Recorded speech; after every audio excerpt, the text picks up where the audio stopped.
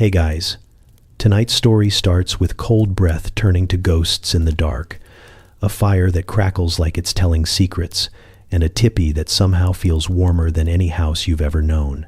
You're lying on furs, listening to wind slide past the hide walls, realizing that this isn't survival, it's science disguised as comfort. Outside, snow whispers against the prairie. Inside, someone laughs softly and stirs the fire with a stick that's seen more winters than you have sweaters. You pull the blanket higher, half amazed, half questioning how anyone figured out how to sleep through a blizzard in something that fits in a horse cart. But before you get too cozy, take a second to gently tap that new hype button YouTube just added. It really does help little guys like me push through the algorithm.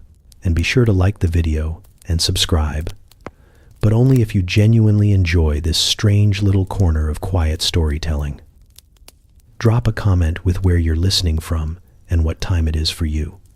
It's strangely comforting to know who else is drifting off with us around the world.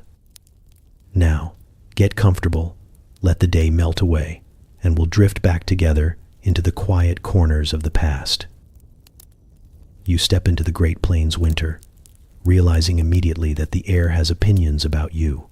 It stings your cheeks like a jealous ghost and creeps down your collar with the confidence of someone who's been here longer than you ever will be.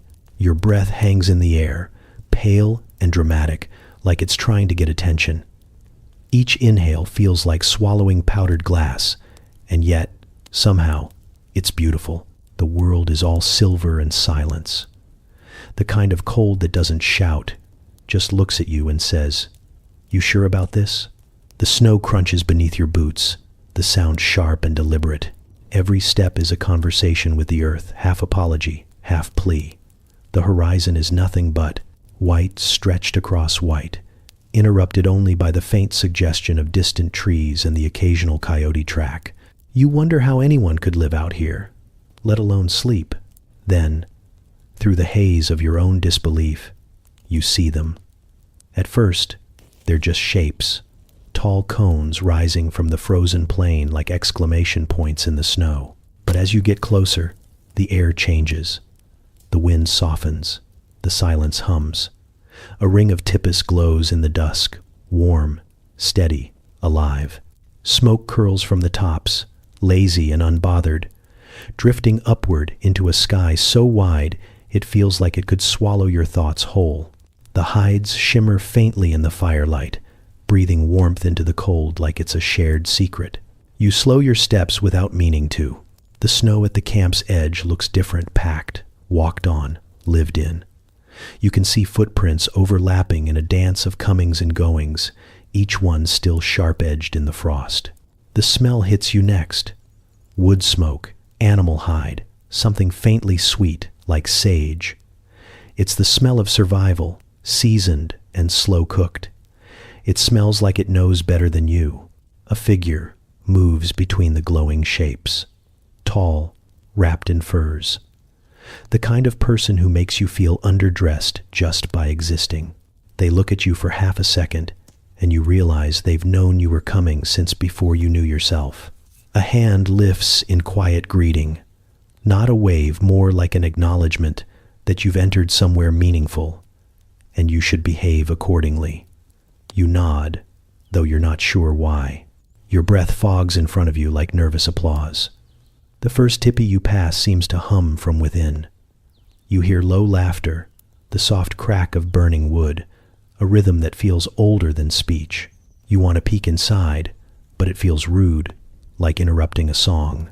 The firelight spills through tiny seams in the hide, golden lines that pulse faintly with each flicker of flame.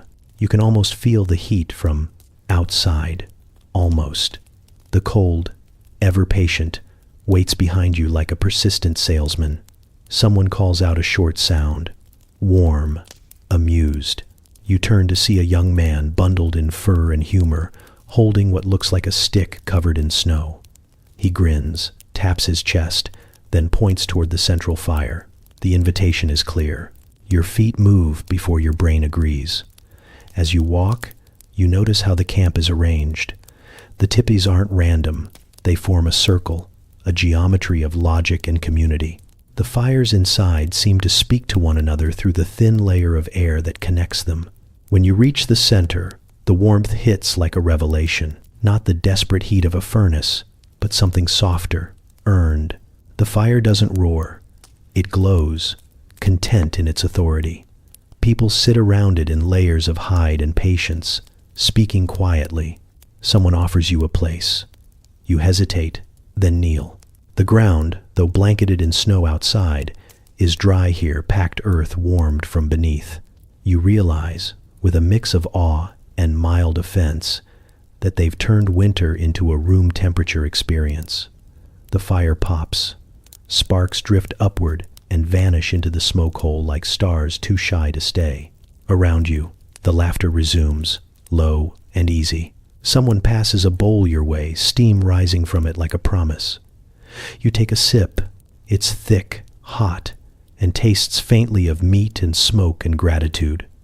Your shoulders drop without permission. For the first time in hours, you're not shivering. A child runs past, chasing another, both barefoot somehow, both unbothered. You look at them, then at your own gloved hands, and consider your life choices. An older woman catches your eye, smirks knowingly, and says something you don't understand. The tone, though, is unmistakable. You're the new one, the one learning what warmth really means. Outside the circle, the wind howls, but softer now, like it's lost interest. The stars above blink awake one by one, and the snow glows faintly in their light. You feel it then, the rhythm of this place, the quiet defiance of people who figured out comfort without walls. The fire shifts, a log sighs, and someone adds another handful of sage. The scent curls through the air, mingling with smoke and laughter. You exhale, watching your breath fade into the glow. For the first time tonight, the cold doesn't bite. It listens. You wake to the sound of the wind, pretending it owns the place. It howls over the plains, tugs at the hides, and sneaks under the edges just to see if it can. Inside, though, the air barely stirs. It moves differently here, slower, calmer, like it's been trained. The tipi doesn't shiver or strain. It exhales. Every time the smoke drifts upward, it's like the whole structure sighs in rhythm with you. You lie there under furs, watching the dance of flame and breath, realizing this isn't just shelter, it's alive. The smoke hole above you is framed by poles that reach like ribs into the dark. They creak faintly when the wind shifts, a sound that feels less like strain and more like conversation. Someone told you last night that the poles spiral clockwise for a reason, that the direction of the wind and the pull of the fire matter. You didn't quite understand then, but now, as the fire curls upward and the smoke slides smoothly through that opening, you feel the sense in it. It's precision disguised as instinct. You sit up, still half wrapped in warmth, and the air changes. A little draft skims past your face, not cold, just curious. The hides flutter once, then settle again, as if the tipi itself is adjusting its coat. It inhales through the base, exhales through the top. The whole thing is a lung. The people who built it didn't just build for warmth, they built for breath. Someone beside you stirs the fire. A handful of dry twigs, a practiced flick of wrist, and the orange glow blooms again. The smoke thickens for a second before finding its rhythm, rising in a clean column that wavers once, then disappears into the night's pale light leaking through the smoke hole. You wonder how many winters this design has outsmarted. You crawl closer, palms hovering over the heat. The air near the ground is soft and layered, cool near the edges, warm near the heart. It's not a simple gradient. It's a conversation between elements. You glance toward the door flap and notice how it never quite closes tight. There's always a little gap at the bottom, a mouth for air to enter. It feels deliberate. The cold air comes in low, circles the fire, gathers warmth, then lifts and leaves. The teepee doesn't trap heat, it circulates it, the way a heartbeat circulates blood. Outside, snow keeps falling. You hear the faint hiss of it landing against the hide, melting instantly where the warmth seeps through. You press your hand to the wall, warm, almost wet.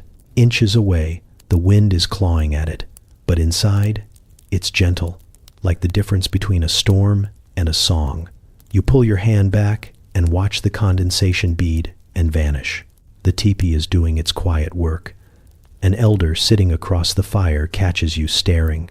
His face is a map of winters, his eyes small, sharp, and amused.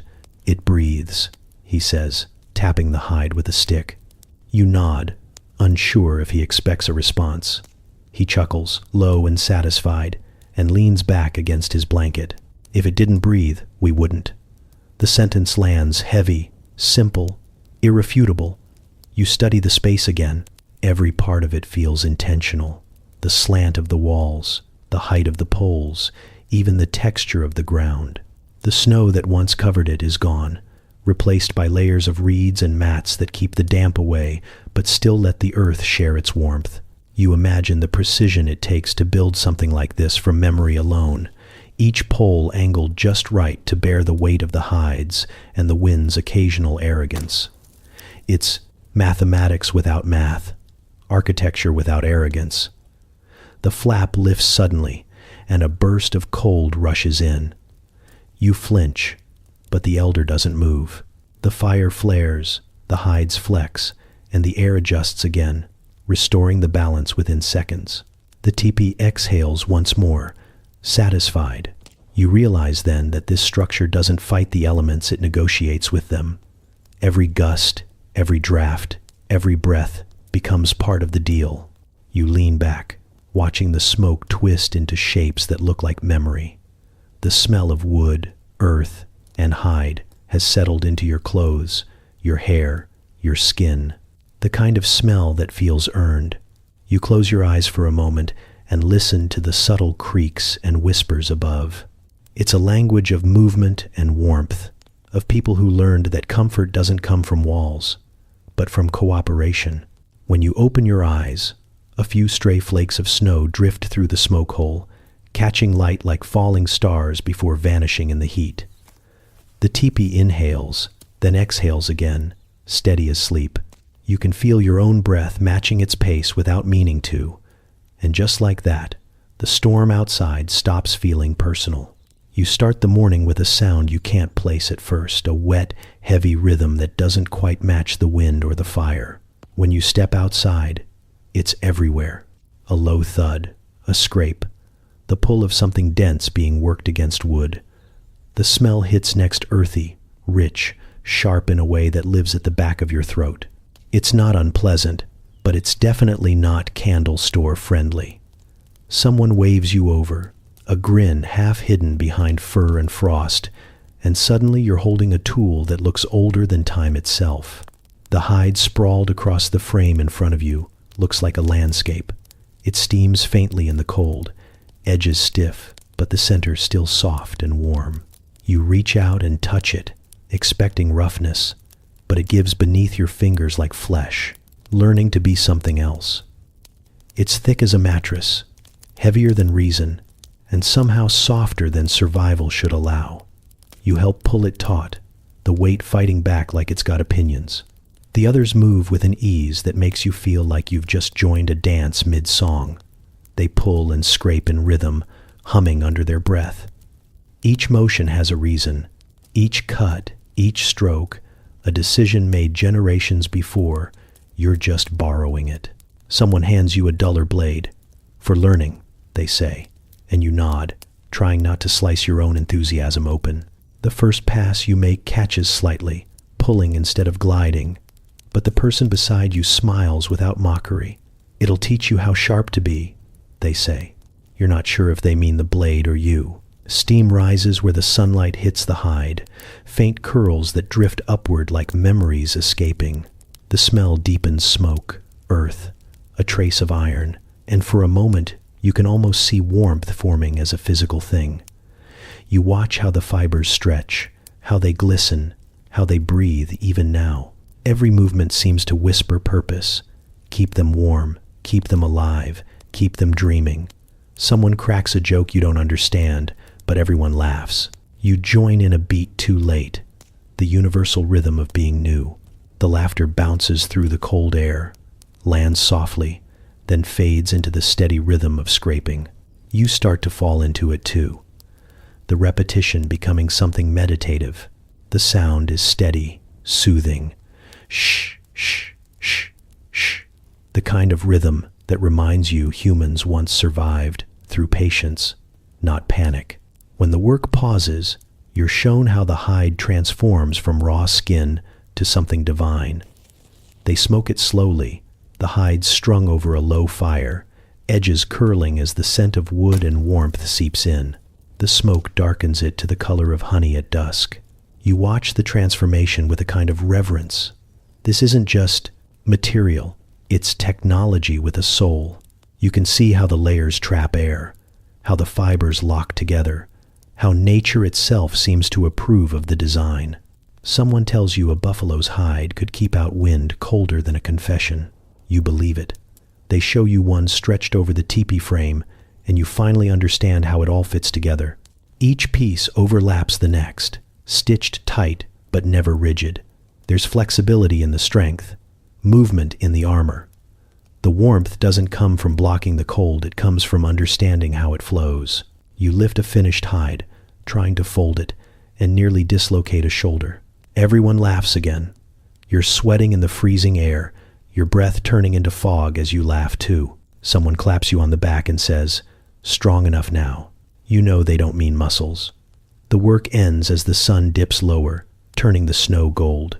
You sit beside the fire, hands sore, clothes stiff with effort. The hides hang around you like thick curtains, each one a quiet monument to skill and stubbornness. The air smells of smoke and pride. Across the camp, a child wraps themselves in a small strip of hide, pretending to be a hunter. Their laughter cuts through the stillness, and you can't help smiling. You look down at your hands, the faint grease on your fingers catching the light. They smell of smoke and life. When the wind shifts, it carries the scent of the hides, the faint warmth radiating from them even now.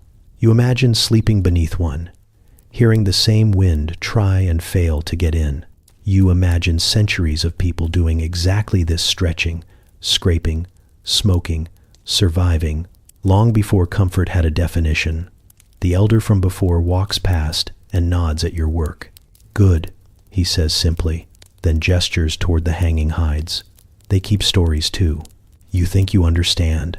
Each hide remembers every winter it outlasted, every hand that shaped it, every fire that smoked it to strength. You breathe in deeply, the air thick with warmth that hasn't even touched flame yet. And for the first time, you understand insulation not as invention, but as inheritance. You lie there for a moment, staring at the hide ceiling, listening to the muffled heartbeat of the camp.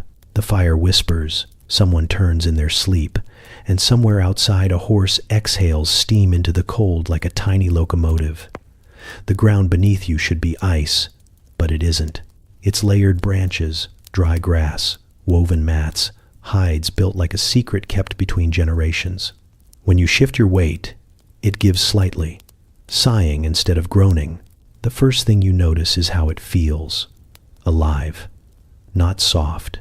Exactly, but forgiving, as if the earth has agreed to carry you for the night without complaint. The air inside the tipi hums with balance.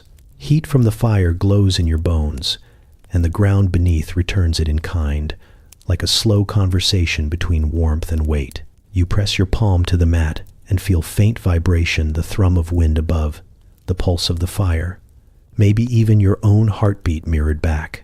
It's disorienting in the gentlest way, as though the boundary between you and the world has been misplaced. Someone rolls over beside you and mumbles something in their sleep that sounds suspiciously like a complaint about your elbows. You whisper an apology that no one hears and pull the fur closer.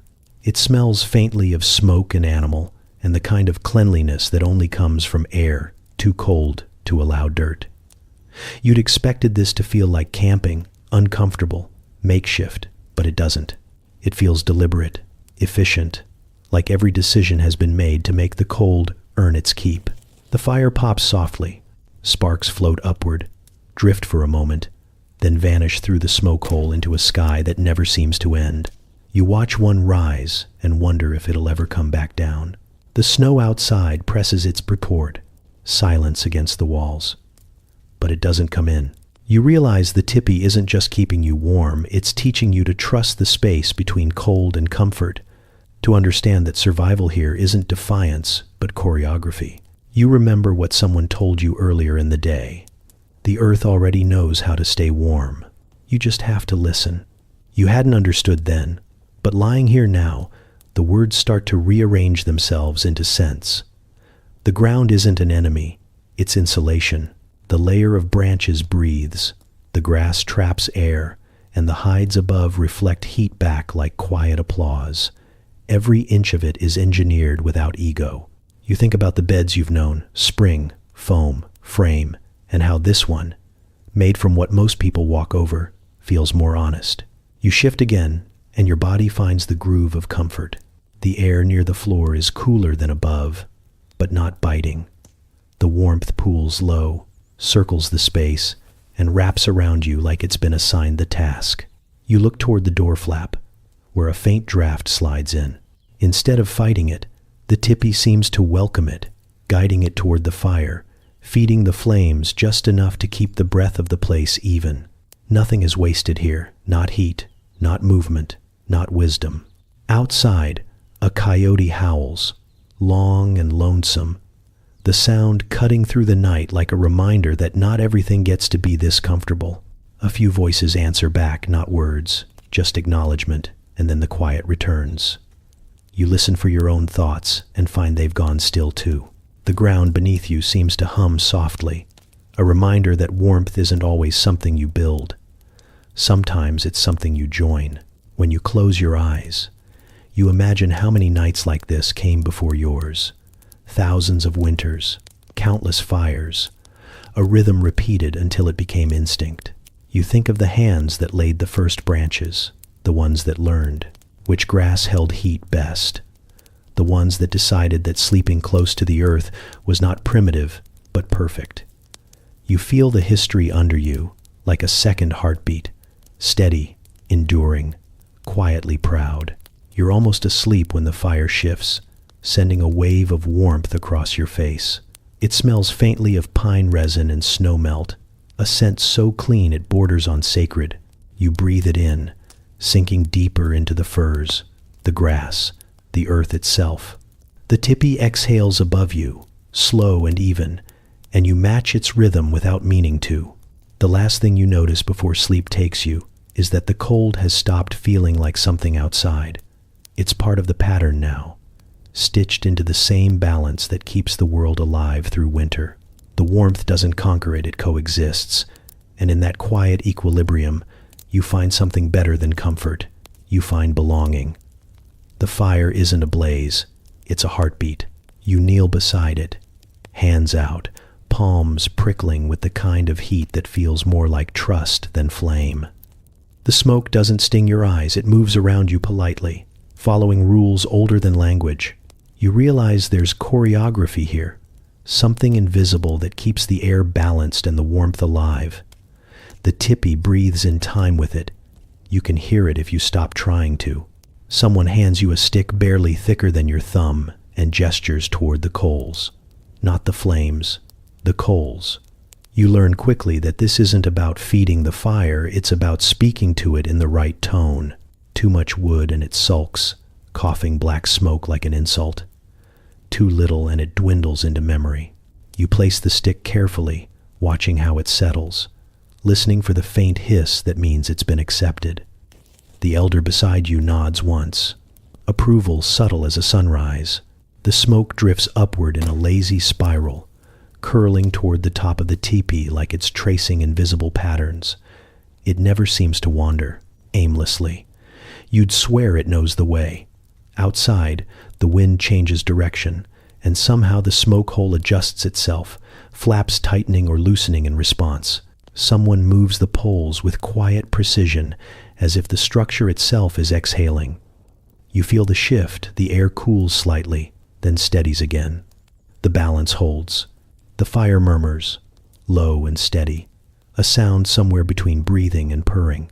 You think about all the fires you've known, loud, impatient ones that roar and spit, that burn bright just to die faster. This one has no interest in drama. It hums like a secret being kept well. You notice how every spark that jumps from it seems to land exactly where it should. You almost want to apologize for every time you've ever said, "Just throw another log on." The elder pokes the coals with a stick, worn smooth by years of patience. "Fire likes to be understood," he says, voice soft but absolute. You nod, as though that's something you've always believed.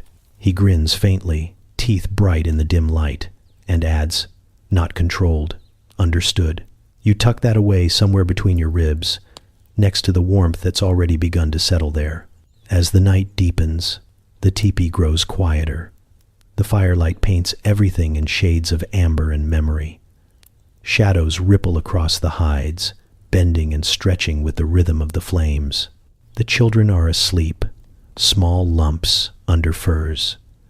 Someone hums under their breath, an old tune that sounds like it was written by the wind itself.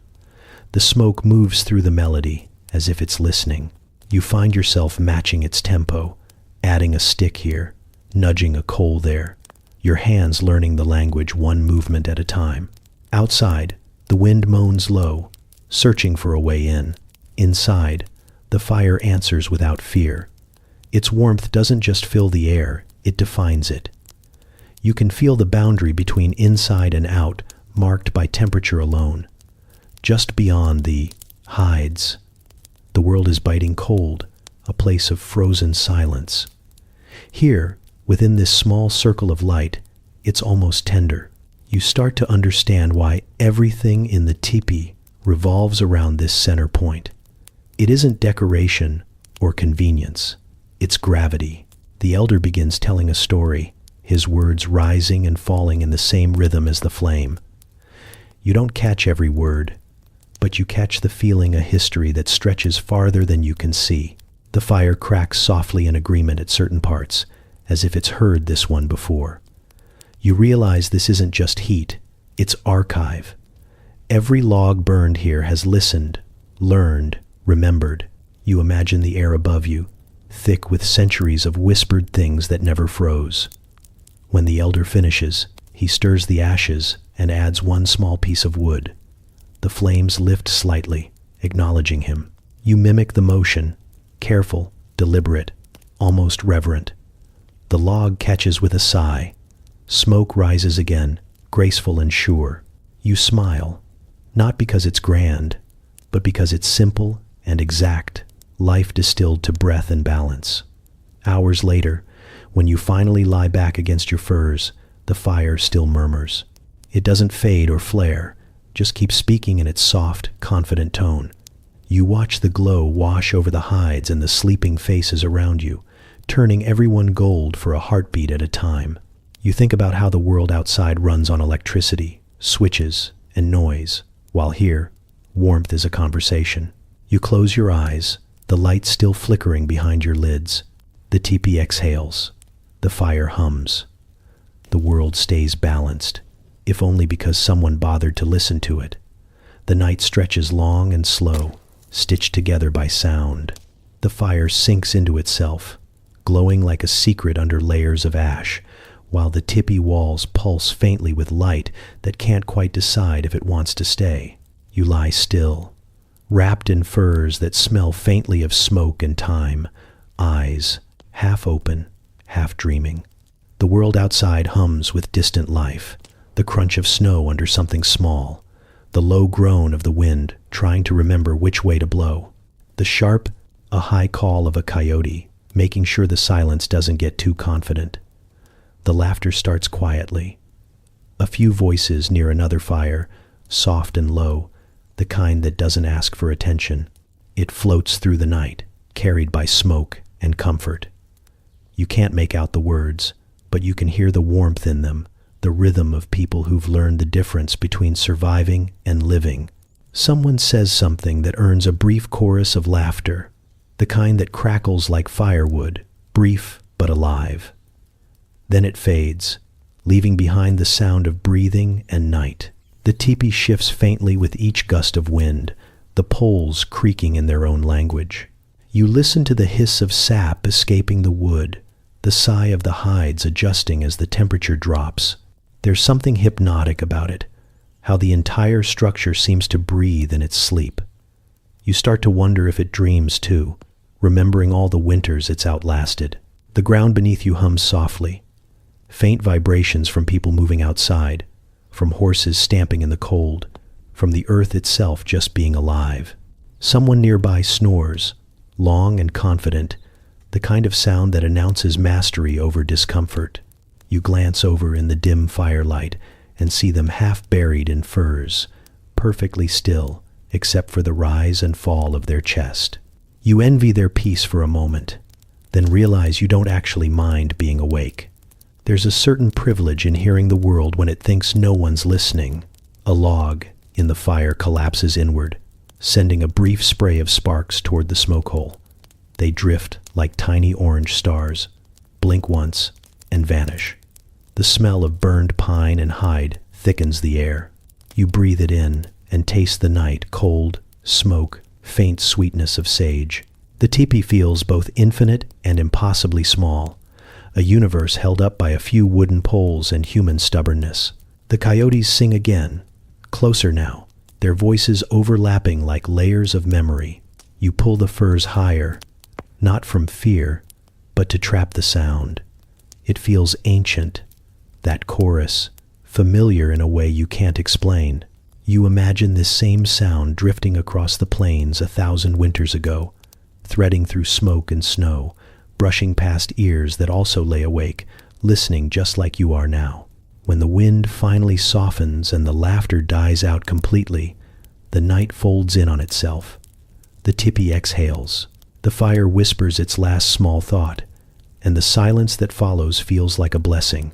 You close your eyes, not because you're tired, but because it feels right to let the world finish its story without interruption.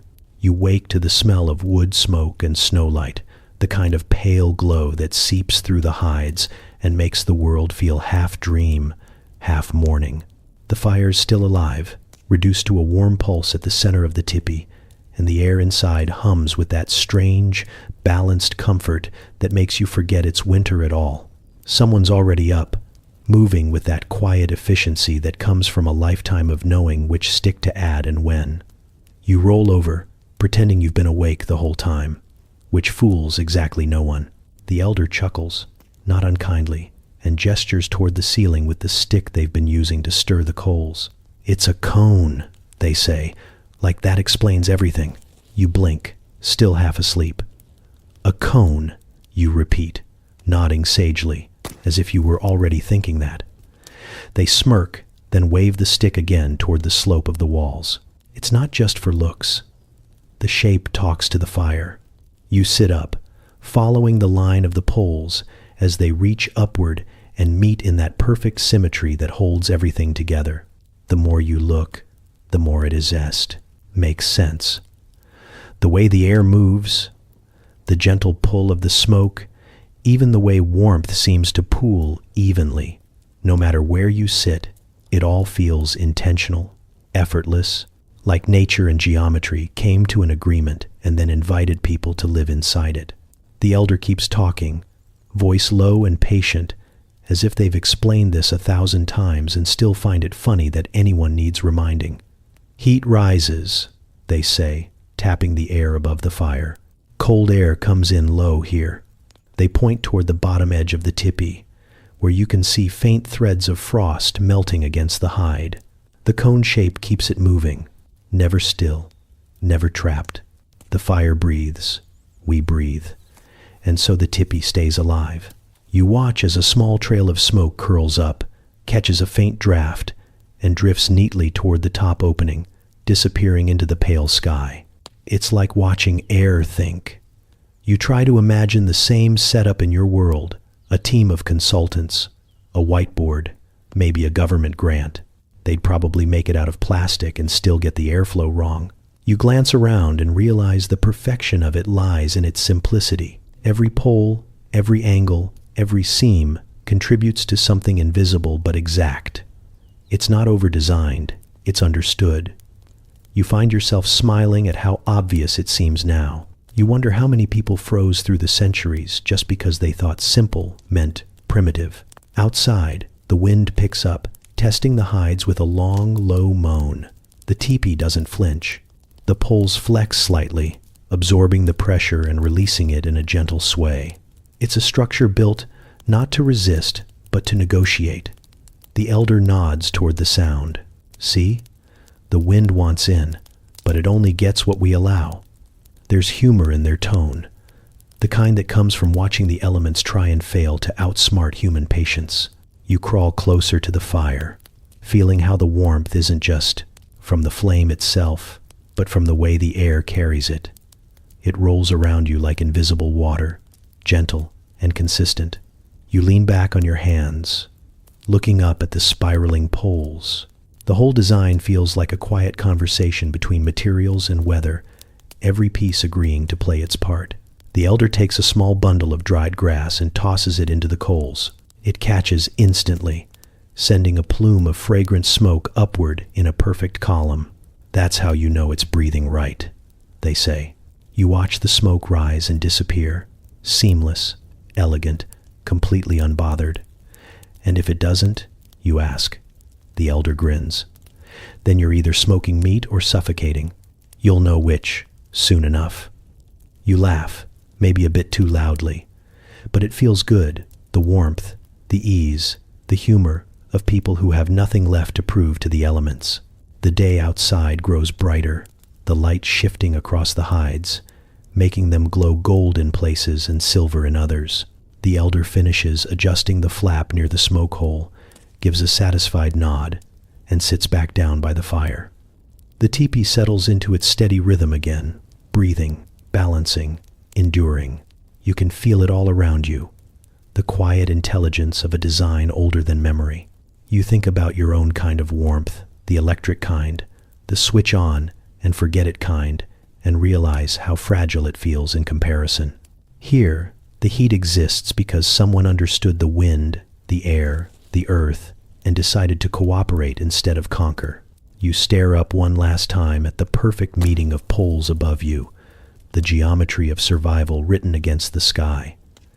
And you think, maybe this cone doesn't just hold heat, maybe it holds genius disguised as humility.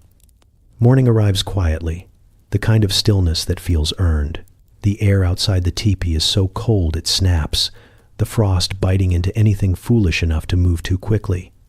The hides shimmer under a thin coat of ice, glittering like someone dusted the whole world with crushed glass. You push through the flap, and the cold greets you like an old friend, with bad manners, immediate, unrelenting, but honest. You expect it to steal the warmth from your skin, but it doesn't. Somehow, it just circles you, curious but hesitant to cross the line between discomfort and harm. Your breath blooms into the air, joining 100 other small clouds rising from the camp. They drift together, a visible reminder that everyone here is awake and alive, each exhale a signature of survival. The people move through the frost with practiced calm, wrapped in furs and quiet purpose. No one rushes, no one complains. It's a kind of efficiency that feels almost disrespectful to modern chaos. You watch as someone brushes frost from the hide of a horse with the gentleness of someone tending to a heartbeat, then slaps its flank affectionately before leading it toward the river. Your fingers ache for a moment, just long enough to remind you that you're new at this. Then you tuck them into the folds of your cloak, and the warmth comes back quickly, natural as breathing. You realize how layered everything truly is, how the furs, hides, and woven cloths aren't just clothes but strategies. Each one traps warmth in its own way, holding it close without stifling it. You flex your hands and feel the heat stay where it's supposed to, not from fire, but from thought. It's not brute force warmth. It's engineered kindness. Someone passes by carrying a pot that steams like a small volcano. The smell hits you meat, herbs, smoke, and your stomach immediately votes to stay here forever. They grin at you. Say something you can't quite catch, and gesture toward the center fire where others are gathered. You follow, crunching through the snow, noticing how even the ground feels different inside the ring of the camp. It's packed firm but not icy. The snow melted just enough by proximity to the constant rhythm of life. Warmth doesn't come from one place here. It radiates from everything that works together. You sit near the fire, watching the way the flames rise and fall in perfect harmony with the draft of the air. Someone hands you a bowl, and you take it without hesitation. The heat seeps into your fingers first, then your chest, then something deeper. You look down at the frost melting from the edge of your sleeve, tiny droplets running like proof that warmth still wins, even here. The elder from before catches your eye, sees the wonder in your face, and chuckles softly. The trick, he says, is not fighting the cold. It wants to teach you something. You glance around the smoke curling upward, the slow grace of people moving through a morning that would paralyze most, the effortless cooperation between fire, hide, and human, and it makes sense in a way that's hard to put into words. The world outside this circle may be frozen solid, but here, warmth isn't just temperature, it's participation. You run your hands over the bowl again, watching the steam rise in thin ribbons. The sun climbs higher, pale but determined, and light spills across the snow like liquid silver. The tippets glow faintly in it, their surfaces catching every shimmer, every breath. You take another sip, feel the warmth spread, and realize it's not the fire that keeps you alive, it's the way everything was built to share it. You start the day thinking you've finally figured the cold out. You've survived the nights, mastered the fire, learned to breathe without freezing your teeth. Then you step outside and realize the cold has levels, an entire hierarchy of chill you weren't invited to understand. The wind slices clean through your best attempt at warm, and before you can even swear, someone laughs behind you. It's that knowing kind of laugh, the sound people make when they've been waiting for you to notice something obvious. The elder who laughs the loudest walks over, draped in more layers than you thought a single person could physically support. Furs, woven wraps, robes all overlapping like the earth decided to evolve its own fashion week. He points at your thin coat and says something that translates, more or less, to, "You look brave, but dumb." Then, with the casual patience of a teacher who's seen this before, he begins to show you how it's actually done. The first layer is soft and thin, some kind of tanned hide that feels warm even before you put it on. It breathes, he says, tugging it into place around your shoulders. The next is thicker, a robe that smells faintly of smoke and pine. Then comes the fur, heavy enough to make you feel like you could deflect weather itself. Each piece has a job, each layer trapping tiny pockets of air like invisible armor. You can feel the change instantly. The cold doesn't vanish, it just stops being in charge. You think of how layering is treated where you come from. A style choice, an aesthetic. Here, it's an equation. Warmth isn't about adding more. It's about balance, trapping air, redirecting heat, using weight without suffocating movement. The elder cinches a cord around your waist and steps back, nodding in approval. "Now you look like you belong," he says. And though his tone carries humor, you can tell it means something. Belonging here isn't about what you wear, but about understanding why you wear it. As you move through the camp, you notice how everyone's layers tell a story. The hunter's furs are cut short and close for speed. The women who tend the fires wear wraps long enough to cover knees and elbows, protection from sparks. The children are bundled like small, defiant bundles of life, waddling through the snow with unbothered joy. Every movement makes a faint rustle of hide against hide, a soft percussion that sounds like the earth whispering approval. The day's work begins without announcement. You're handed tools, ropes, and a set of instructions that arrive mostly in gestures and smiles. You learn quickly that warmth isn't just worn, it's maintained. Layers loosen when you move, tighten when you rest. Hoods drop back when you lift something heavy, then slide forward again to trap the breath you've earned. The clothes move with you, not against you. By midday, you're sweating under the weight of your own insulation, and the elder grins as if that was the point all along. When the wind picks up again, it comes howling through the trees, dragging snow in spirals across the plains. You brace yourself, waiting for the sting, but it barely touches you. The air inside your layers stays still, trapped between hide and skin, warm as a secret. The elder gestures toward the storm and says, "See, you wear the weather now." You look down at yourself bundled, heavy, comfortable, and laugh. You've never felt more ridiculous or more intelligent. Later, as the sun dips low and the fires come alive, you peel off one layer at a time. Each piece releases a little cloud of trapped warmth, a sigh of satisfaction. The camp glows gold in the half-light, everyone shedding the day in quiet unison. Piles of furs and hides form like small mountains near each fire, and the air smells of smoke, sweat, and the faint sweetness of dried grass. You stretch your fingers toward the flames, watching how the heat catches the tips before fading into the air between. You understand now that warmth isn't hoarded, it's shared. Every layer, every material, every small motion is part of a design meant to circulate comfort the way the tipi circulates air.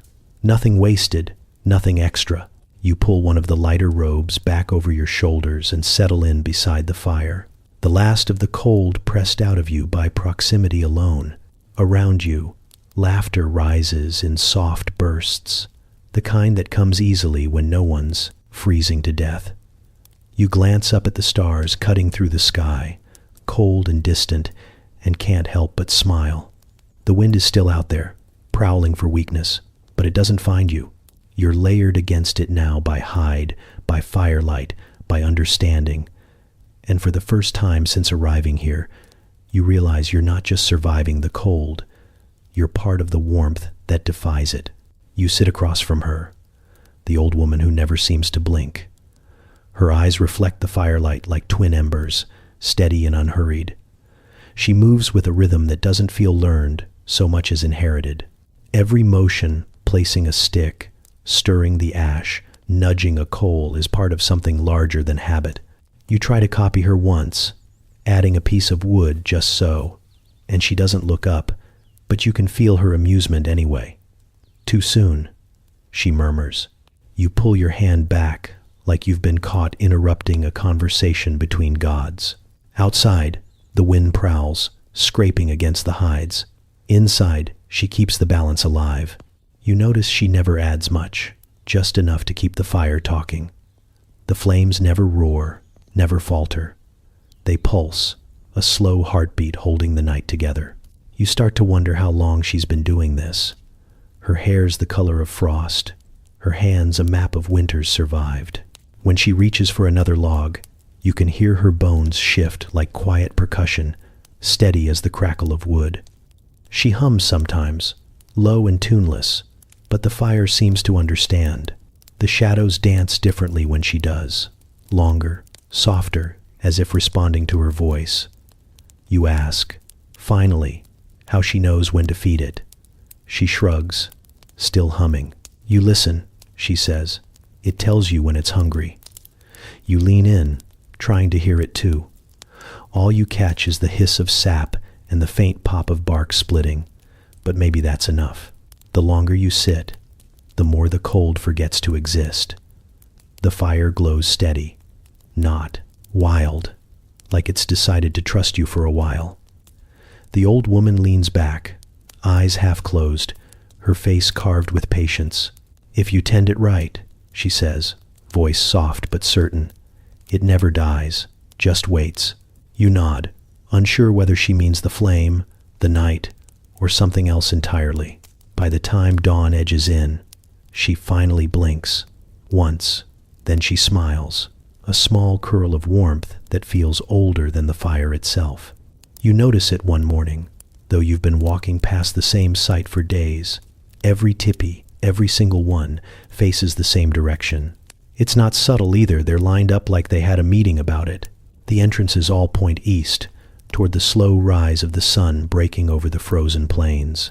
At first, you think it's just preference, maybe superstition, But then you watch how the smoke moves always west, never wandering, never curling back inside, and suddenly it feels deliberate. The camp isn't random, it's in conversation with the sky. You ask about it later, awkwardly, like you're interrupting a story everyone else already knows the ending to. A man tending his horse grins when you point toward the tipis and says, "East to greet the day, west to send the smoke." You wait for more, but he just goes back to his work, leaving you with a phrase that sounds more like a poem than an explanation. So you start watching. The wind always seems to come from somewhere behind you, carrying the smoke away before it can sting anyone's eyes. The sun rises through the doorway every morning, spilling gold across sleeping faces, warming the ground before the fire even wakes. It's not an accident. It's architecture that believes in timing. You stand outside one morning and notice how every shadow leans in the same direction, long and precise. Even the dogs seem to nap with purpose. Later, one of the elders explains it more plainly, though still with that effortless tone of someone who doesn't need to prove a thing. "The east gives light," she says, stirring a pot that smells like wood smoke and wild onions. "The west takes it. Fire breathes better when it knows where to go. We just help it remember." You watch her gesture toward the sky, toward the slow current of air that always seems to carry the same patience. You realize the placement of every teepee isn't superstition, it's partnership. The next time you sit by the fire, you pay attention to the drift of smoke. It doesn't flail or curl wildly. It moves in a line, straight up and westward, smooth as breath, leaving a body that trusts it will be caught by the wind. You try to imagine living like this, arranging your entire home around invisible currents, knowing instinctively which way the air prefers to travel. It's less about control, more about cooperation. The kind of wisdom that looks like luck until you learn to see it. Someone younger, maybe your age, joins you by the fire and laughs when they catch you staring upward. "You're watching it like it's magic," they say. You shrug, a little embarrassed. They poke the coals and add, "It's not magic, it's memory. The wind always remembers what the people forget." You think about that long after they leave. As the day stretches on, you begin to feel the rhythm of the design. The sun rises through the opening, warming the ground, while the smoke carries last night's breath away into open air. Every movement, light, heat, air, flows in a circle. The camp is a living diagram of balance.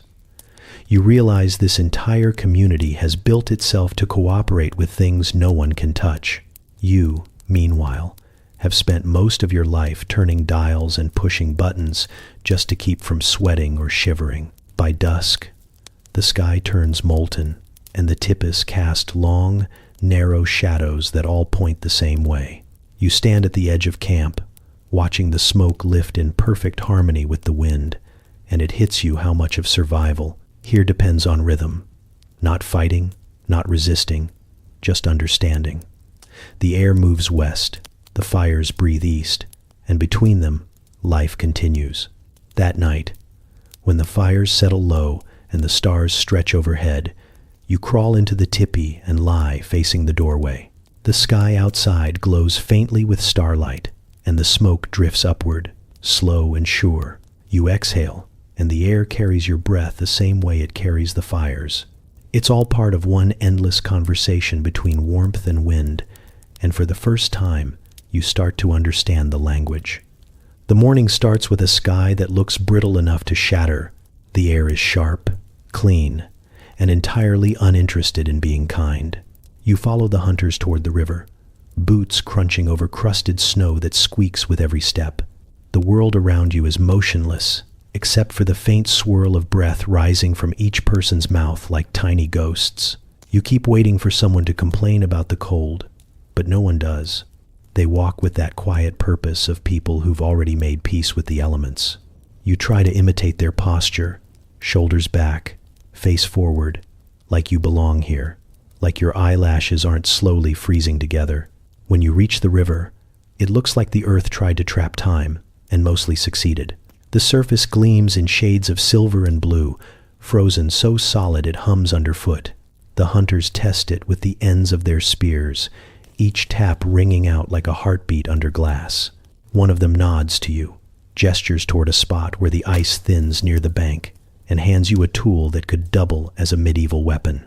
You take it, trying not to look nervous, and chip at the surface. The sound it makes is bright and hollow, like striking a bell underwater.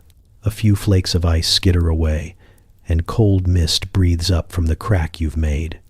It smells impossibly pure. They work with you, carving small openings that let the trapped water sigh into freedom. The first splash hits the air and immediately starts to steam. Like even the river's surprised to be awake, one of the men dips a bucket in, filling it slowly, carefully, as though he's scooping from something sacred. He tells you this river never freezes all the way through, that it always keeps a pulse beneath the ice. Even the cold can't kill what moves, he says, not looking up. You believe him, without needing to know why. As the buckets fill, the hunters talk not in the loud, boastful way of storytellers, but in a measured cadence, passing tales back and forth like they're tending coals. One speaks of a winter so cold the trees split with sounds like gunfire, yet no one froze because the fires never died. Another tells of a hunt where snow swallowed the world for 3 days, and they found their way home by listening for the hum of the river beneath their feet. Their words melt the cold around you more effectively than the fire ever could. You realize these stories are not just memories, they're insulation, too. You try to picture those winters, harsher than anything you've known, and it feels impossible. The air bites at your cheeks, but the people around you are calm, laughing softly between sentences, their movements efficient and almost graceful. You can tell they don't see winter as an enemy. It's a collaborator, a demanding one, sure, but reliable if you learn its rules. When the buckets are full, you kneel beside the hole, dipping your fingers into the water just to feel it. It's colder than logic allows, yet somehow inviting. The surface mirrors your breath, turning it into fog that dances and vanishes. You imagine generations of hands doing the same, the river carrying pieces of them downstream long after they've gone. Someone behind you says something in a tone that sounds teasing, and the others laugh. You turn just in time to see one of the younger hunters holding a thin sheet of ice up to the sun. Light breaks through it in prisms, painting his face in shifting golds and blues. He grins like he's holding proof that beauty and survival are the same thing. On the walk back, the buckets sway from their poles, sloshing rhythmically. The air grows warmer near camp. Or maybe you're just less fragile now. You listen as they keep talking, not about the cold, but about small, ordinary things. Last night's fire, someone's clumsy carving, a story half told and forgotten. Each voice blends into the crunch of snow and the soft gurgle of water inside the buckets. The sound feels alive, like the river followed you home, just to remind you that even frozen things can keep moving if you listen closely enough. By the time you see the smoke rising from the tippus again, your face is stiff, your hands numb, and your heart strangely steady. You glance back at the white expanse of the river, gleaming under a pale sun, and think about how it holds both silence and sound at once. The hunters call out to one another, their laughter bright against the wind. You join them, your voice blending with theirs, carried away in the same easy current. You wake to the sound of quiet, the kind of quiet that isn't empty but full layers of it, soft and alive.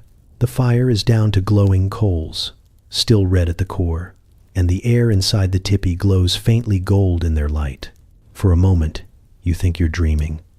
Then you notice the steam-thin trails of it rising from the floor, from the hides, even from your breath. It twists lazily upward, vanishing into the space where the smoke hole meets the morning sky. You blink, trying to make sense of warmth in a world that's still winter. Someone is already up. You hear the muted clink of a wooden ladle against a pot, the faint rustle of hide as a flap shifts to let in a sliver of morning light. The air smells like roasted bone and herbs, the kind of scent that wraps itself around your ribs before your brain can name it. You sit up slowly, the furs sliding off your shoulders with a sound like dry leaves, and realize your body is warm. Not just not cold, actually warm. The kind that makes you stretch instead of shiver. The woman tending the pot doesn't look up when you move. She's focused on the steam, stirring slow circles with a patience that suggests this isn't cooking, it's a ritual. The soup bubbles quietly, sending up little sighs of vapor that curl into the air like smoke made of memory. You catch a glimpse of what's inside: meat, roots, something green that shouldn't exist this far into winter. She stirs it once more and says, almost to herself, "Good day for warmth." You murmur something that might be agreement, though your voice sounds like it hasn't been used in a while. She finally looks at you, eyes sharp and amused, and ladles a portion into a small wooden bowl. When she hands it over, the heat seeps into your fingers immediately, proof of fire turned into kindness. You take a sip. It tastes like salt, smoke, and something else, something that feels earned. You can't tell if it's pride or history, but it fills you the same way. Outside, the light is changing. You can see it flicker through the seams in the hide, a pale gold that stretches and folds as the sun climbs higher. The snow beyond the teepee glows like it's pretending to be warm too, fooling no one. But here, inside, the air holds steady. Every breath you take feels thicker, richer, as if you're inhaling more than just air, like warmth itself has turned tangible.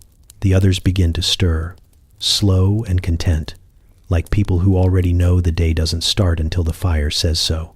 A child sits up, hair wild and eyes half open, immediately reaching for the pot. The woman taps the ladle against his bowl, smiling as she fills it. The smell fills the whole space, now earthy, comforting, alive. It doesn't smell like food for survival. It smells like food for victory. You glance toward the hides and notice the faint shimmer of condensation. Tiny beads of moisture cling to the inside walls, catching the light like scattered pearls. They tremble with each breath of the tipi, each laugh, each movement, proof that warmth has turned the cold itself into decoration. You reach out and touch one, feeling it break against your fingertip, disappearing into nothing. Someone opens the flap wider, and for a moment, the cold outside rushes in, eager and biting, but it doesn't last. The heat inside pushes back gently, reclaiming its ground. The steam thickens again, reclaiming its soft dance. You think of all the layers between this space and the world beyond the hides, the air, the fire, the skill. You realize you're sitting inside centuries of practice made perfect. You finish your bowl, set it aside, and sit back with your palms open to the fire. The coals crack softly, sending up one last puff of fragrant smoke that mingles with the soup's fading steam. Across from you, the woman hums something low, a tune that sounds like gratitude disguised as habit. You listen, half awake, the sound of it weaving into the hum of the fire and the breath of the tipi itself. When the sun finally breaks through the doorway, you see the vapor shift in the light, ghostly threads turning gold, fading into air that no longer feels like winter. You close your eyes and breathe it in, tasting warmth on your tongue. The world outside is still frozen, but inside, you're surrounded by proof that warmth doesn't just survive here, it thrives. The storm comes without warning, as if the sky has been holding its breath all morning and finally decides to exhale. It starts as a whisper, the kind of soft, almost polite snowfall that feels temporary, innocent. But then the wind rises and the politeness leaves. Within minutes, the plains vanish into white. The horizon folds in on itself until there's no up or down, just the world erasing its own edges. You stand in the doorway of the teepee, watching flakes tumble sideways, whipped by a wind that seems to have opinions about everything. Someone behind you mutters something that probably translates to, "Close the flap, you fool." And you do. Fast. The cold that followed you in gets caught mid-step, swallowed by the heat and the dim orange glow of the fire. The teepee trembles a little, the poles creaking in low protest, but it holds. The hides ripple like breathing skin, flexing with the rhythm of the wind. You can hear it outside, furious, alive, circling the camp with the hunger of something that doesn't sleep. Inside, there's a different sound. The hiss of sap, the soft stir of someone moving closer to the fire, the quiet sigh of warmth doing its work. The contrast feels unreal. You half expect the storm to win eventually, to tear through, but instead, the people start working. They move fast, laughing as they go, bundled in layers that make them look like walking mounds of fur. You watch through a small opening in the flap as they shovel snow toward the base of each teepee, packing it tightly, shaping it with practiced ease. It looks counterintuitive, burying your home to stay safe, but it's done with the confidence of a lesson learned 1,000 winters ago. The snow stacks up higher, forming a ring around the bottom edge, sealing every draft the wind might have used as an invitation.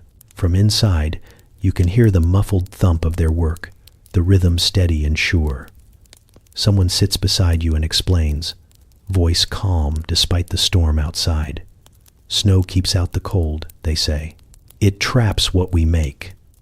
You glance at them, trying to decide if they're joking. You mean the snow keeps out itself? They grin, eyes bright in the firelight. Snow is stubborn, they say. We just make it work for us. And somehow, that's exactly what happens. When they finish outside and duck back in, brushing off ice and laughter, the difference is instant. The teepee grows still. The air feels thicker, the sound of the wind fading until it's nothing but a faint hum at the edges. The storm rages, but its voice is gone. The world outside has been turned down to a whisper. You sit back, stunned by the sudden silence, feeling the warmth bloom outward from the fire like it's been freed. The hides no longer flutter. The floor no longer breathes cold. The teepee feels smaller now, but in a way that's comforting, like being wrapped in something that refuses to let harm in. The elder across the fire stirs the coals, nodding to no one in particular. Snow listens, he says. It remembers how to hold things still. You think of the wind, the chaos outside, and the strange peace you feel now. It's not quiet in the way of emptiness. It's the kind of quiet that has weight, presence, a heartbeat. You realize you're hearing something you've never noticed before, the sound of safety. Someone starts humming, low and tuneless, and others join in, soft voices blending with the crackle of the fire. It's not a song, not really, more of a vibration shared between bodies and walls. You feel it in your chest. The storm can scream all it wants. It won't find its way in here. You lie back on the furs, watching the smoke trail lazily upward, curling into shapes that only make sense if you stop trying to name them. Outside, the snow keeps falling, piling higher, building the barrier thicker. The world is gone now. No sound, no horizon, no distinction between sky and earth. Just white pressed against the walls of warmth, silence made tangible. Inside, it's hard to tell where the firelight ends and the people begin. Everything feels soft around the edges, like even time has been muffled. You close your eyes and listen to the nothingness. It's perfect. The teepee creaks once, settles deeper into its snow cocoon. The wind howls again, distant and defeated, then fades entirely. You feel the warmth settle into your bones, not fierce or fragile, but steady. It doesn't matter what happens out there now. The world can freeze, rage, vanish. You're safe in the hush of snow and hide, held by silence, surrounded by warmth that knows exactly how to survive. The storm has passed, leaving the air too still, too clear, like the world forgot how to move. The teepee smells of smoke and earth, that good kind of lived-in warmth that clings to skin and memory.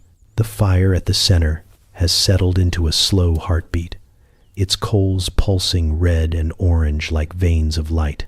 You sit cross-legged near it, your palms open to the heat, when you hear a sound, a giggle, small and bright as breaking ice. One of the children has crawled closer to the fire, blanket half dragging behind, hair sticking up with static and mischief. The others follow, rolling and wriggling across the floor like warmth-seeking comets, all elbows and laughter. Their faces glow in the firelight, cheeks red, eyes full of that kind of wonder adults forget how to make. You move aside as one leans dangerously close, holding out a small stick like a sword.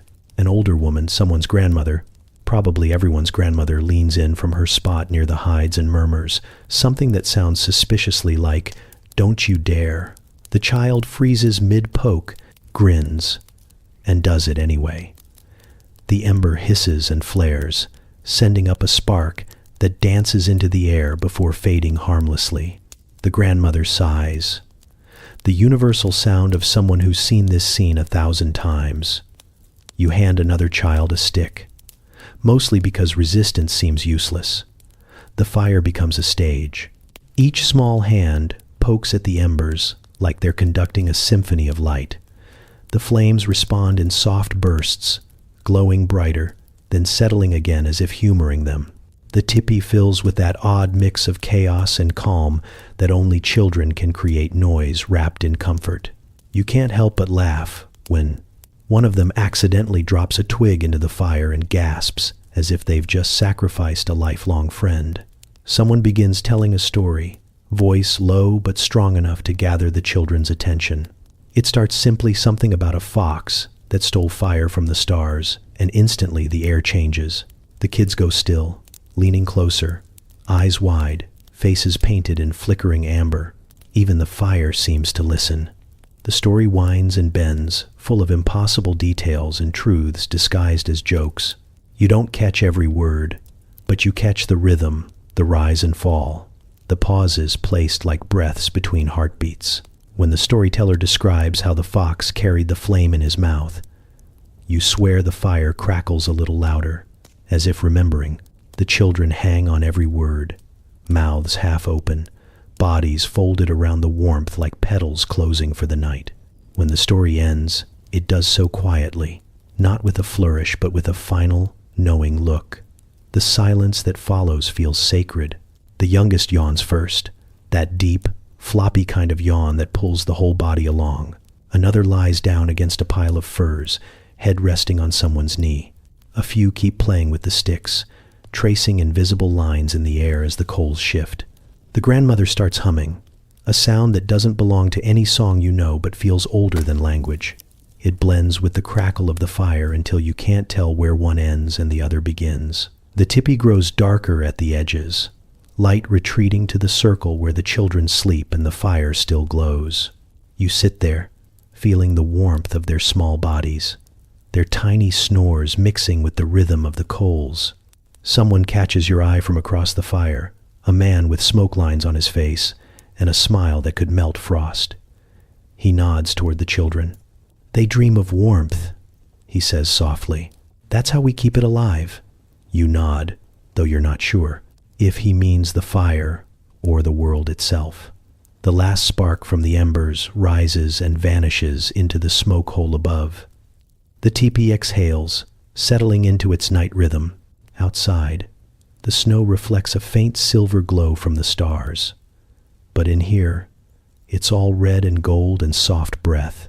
You look down at the sleeping children, at their soot-smeared cheeks and fingers curled around bits of wood, and something in you eases. The fire hums low, steady and unbothered, and the night stretches on long, eternal, and warm in the way only shared laughter can make it. At first you think the warmth just happens the way a stove works, the way modern comfort arrives on demand without being earned. But after enough nights inside the tipi, you start to notice it breathing. The hides ripple with the faintest shift of wind, the poles creak with subtle life, and the air itself feels alive, curling, twisting, always in motion. The fire doesn't simply burn, it converses. Every spark climbs like a word spoken upward, caught by the smoke hole, answered by the cold above. You realize you've been sleeping inside a body, not a building. The first time you notice the movement, you're half awake, hovering between dream and dawn. The coals pulse red beneath a thin layer of ash, and as someone stirs them back to life, the warmth rises in a slow spiral. You can see it barely visible, a shimmer of distortion that moves in perfect rhythm with the breath of the space. Each exhale from the fire lifts through the tippy's spine, finding its way out without dragging the warmth along. You can feel it even in your own lungs. When you breathe in, the air carries a faint trace of wood smoke and something sweet, maybe resin or pine. When you breathe out, it joins the current, feeding the cycle. You shift closer to the center and watch the layers of heat move like invisible ribbons. One curls around your knees, another brushes your cheek. It's not one temperature, but many tiny zones of warmth, each with a different task. The lower air hugs the earth, steady and protective. The middle swirls lazily, keeping everyone wrapped in its rhythm. The top draws the smoke upward and away, like faith finding its direction. You understand, finally, why the people here don't fight the cold, they work with it. The tippy's design doesn't trap heat. It circulates it, shares it, teaches it patience. Later, someone catches you studying the movement of air with the seriousness of a scientist who's just discovered invisible miracles. They laugh quietly, then explain in that calm way people have when they've known something all their lives. Fire lives best when it can breathe, they say, using a stick to shift a coal back into place. So do we. You nod, pretending you already knew that, but it sits in your chest like a revelation. The tippy doesn't hoard warmth. It trusts it to return. The hides themselves seem to hum with that same understanding. The wind outside presses and releases, testing the walls, and the teepee responds with grace instead of resistance. It flexes just enough to stay standing. You realize it's not a war, it's a dance. The wind pushes, the hides yield, the poles lean and straighten again. Every sound, every creak, every sigh is part of the conversation between elements that know each other too well to argue. When night falls, the cycle becomes even clearer. The fire glows brighter, its light flickering across faces half lit in gold, half shadowed in quiet. Smoke rises steadily through the center, thin and precise, like it knows the way home. Someone adds another log, and you can feel the air shift immediately, the draft catching, redirecting, whispering through the structure like a pulse. The warmth wraps around you again, but it's not suffocating. It's alive, like being embraced by something ancient and forgiving. You start to notice the rhythm in everything, the way people move when they pass. Near the fire, the timing of breath, the space left between words. The air seems to respond to all of it. When someone laughs, the flame jumps. When someone hums, the smoke wavers. Even silence seems to carry its own current, like the teepee is listening too. It feels strange, realizing how much of the world you live in elsewhere doesn't breathe back. By the time you lie down, the air has settled into its slow, steady circulation. The cold outside has stopped knocking. The warmth inside has stopped striving. Everything has found its balance. You close your eyes and feel the invisible spiral move above you, fire to smoke, smoke to air, air to stars. You don't think of it as heat anymore. You think of it as faith, something unseen, constant, passed between hands, hearts, and seasons, always finding its way back to center. You wake halfway between dream and darkness, the kind of half-sleep where everything feels both distant and sharp. The fire's glow has dimmed to a low pulse, a heart still beating under a blanket of ash. Someone stirs beside it, a shape, quiet and certain, wrapped in fur and habit. The flap lifts, and the cold slides in like it's been waiting for an invitation. It touches your face with long, icy fingers before darting deeper into the teepee. The air shifts. For one brief second, the world feels split in two: winter outside, warmth inside, and then the flap falls closed again, sealing the balance back in place. You hear the faint rasp of flint, the dry whisper of kindling catching, and then the low, familiar murmur of fire remembering how to live. The light grows slowly, soft at first, then bold, the way dawn does when it trusts you're paying attention. Shadows rise and stretch across the hides, long and fluid, making the teepee look like it's breathing again. You roll over, eyes half open, watching the caretaker at work. It's hard to tell who it is in the flicker, maybe the old woman, maybe the boy who likes to hum while he tends the fire. But whoever it is, they move with the same calm precision, like the act itself is prayer. They don't just add wood. They coax the fire, rebuild its rhythm, feed it the way you'd feed a sleeping animal, carefully, respectfully. The logs hiss, spit, and then surrender to the heat, the orange glow, returning with a sigh that fills the air. You feel it from across the room, that ripple of warmth reaching out, finding your skin and convincing your muscles to stay still. The cold's brief intrusion already feels like a dream fading too fast to hold. You think about how many times this has happened every night, for generations. Someone always gets up. Someone always makes sure the fire doesn't die. There's comfort in that quiet duty, a kind of invisible rhythm that outlives memory. The person by the fire moves slowly now, shifting a coal here, adjusting a log there, each motion small but deliberate. You can tell they're not doing it for show. It's just what must be done. The smoke curls upward, thin and graceful, drawn toward the vent above. The hides glow gold and red in patches, the fire painting its own constellations on the walls. Outside, the wind prowls by, frustrated it wasn't invited in.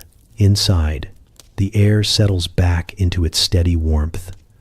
The soft hum of survival that never stops, only changes hands. You close your eyes again, listening to the rhythm of the crackle, the faint creak of wood expanding against heat. It sounds like reassurance. Someone nearby shifts in their sleep, muttering something that might be a dream or a joke. A child sighs, the sound small and soft, a punctuation mark to the night's calm. The caretaker lingers a moment longer, making sure the flame has found its strength again. Then they stand, stretch, and glance around the tipi like a shepherd counting sheep. Satisfied, they step back toward their bedding, footsteps muffled by furs. You stay still, pretending to be asleep but not wanting to miss it. The care, the ritual, the seamless way necessity becomes affection. It's not about the fire anymore.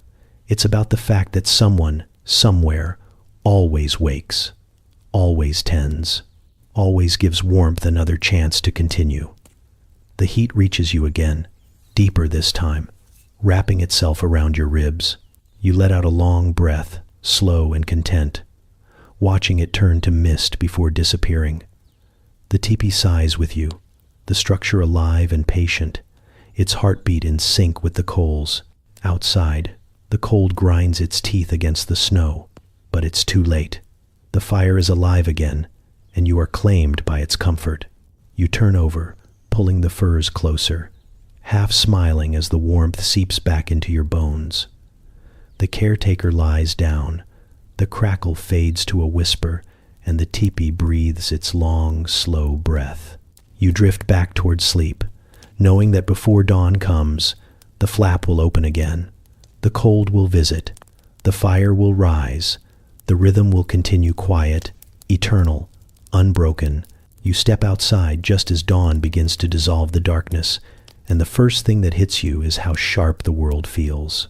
The air doesn't just sting, it bites, clean and merciless, like it wants to remind you that warmth is not the natural state of things. The frost covers everything, turning branches into glass and earth into iron. Every sound feels louder in the cold, every crunch of snow underfoot echoing across the plains as though the land itself is listening. The horizon is a frozen line, and the sky looks heavy with silence. For a moment, you wonder how anything survives this. Then you turn back toward the camp, and the answer greets you in smoke and laughter. The circle of tipis glows faintly, halos of warmth rising through thin trails of gray. Even from this distance, you can hear the sounds of live wood cracking in the fires, the low hum of morning voices, a burst of laughter that cuts through the cold like it's got a purpose. You stand still, for a while, watching steam rise from the hides, the air alive with movement. It's not the kind of heat that conquers winter. It's the kind that defies it quietly. You walk back toward the circle, and the change happens gradually. Each step pulls you closer to the boundary between silence and sound, isolation and belonging. The frost fades first from your eyelashes, then from your breath. Someone sees you and waves, their mittened hand catching a spark of sunlight. The camp is awake now, alive with small chores, someone fetching water, someone feeding the fire, children chasing each other in bursts of shrieks and smoke. You can feel the warmth before you reach it, not as a temperature, but as a presence. Inside the circle, everything feels different. The air moves slower, more deliberate. The cold still exists here, but it's outnumbered. Fires pulse steadily at the heart of each home, smoke drifting upward in lazy ribbons that merge into one great plume above the camp, as if the whole community breathes together. The ground underfoot is softer, tamped by footsteps and layered with the scatter of ash and fur. The smell is wood smoke, hide, and faint sweetness, something cooking somewhere, shared without question. You realize you're standing inside a miracle disguised as routine. A woman calls you closer, pressing a small bowl into your hands before you can protest. The broth inside steams, faint tendrils of heat curling against the cold air. You take a sip and feel it spread through you, not just in your body, but in your chest. The warmth stitched with something human. She doesn't say much, just nods before turning back to her work. No one here wastes words when the fire already speaks enough for everyone. You watch as a boy kneels beside a small blaze, carefully feeding it twigs, his face lit by concentration. Nearby, two older men joke while repairing a broken sled, their laughter low and easy, the kind that feels earned. Around them, people move like parts of one organism, separate but synchronized. Every motion has intention, every silence has meaning. You begin to understand that this warmth isn't just built from fire and hides, it's built from nearness. Outside this circle, frost wins. It conquers everything it touches, turning the world brittle and silent. But inside, the cold loses its edge.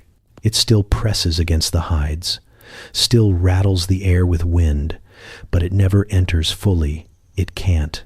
The warmth isn't only heat, it's shared breath, shared effort. The quiet security of knowing someone will wake to tend the coals. That laughter will always outnumber storms.